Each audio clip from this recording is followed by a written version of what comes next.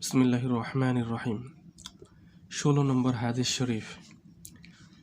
লা ইয়াদখুলুল জান্নাতা জাসাদুন গুযিয়া বিল হারাম।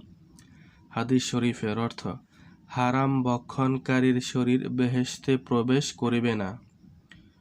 17 নম্বর হাদিস শরীফ। বাল্লিগু আন্নি ওয়ালাউ আয়াহ।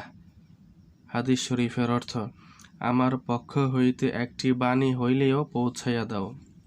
18 নম্বর হাদিস শরীফ। মান সামাতা নাজা। হাদিস শরীফের অর্থ, যে চুপ থাকে সে নাজাত পায়। 19 নম্বর হাদিস শরীফ। ইন্নামাল আ'মালু বিন্নিয়াত। হাদিস শরীফের অর্থ, সমস্ত কাজই নিয়তের উপর নির্ভর করে। 20 নম্বর হাদিস শরীফ।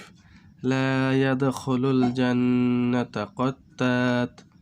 হাদিস শরীফের অর্থ, চুগলখোর বেহেশতে প্রবেশ করিবে না।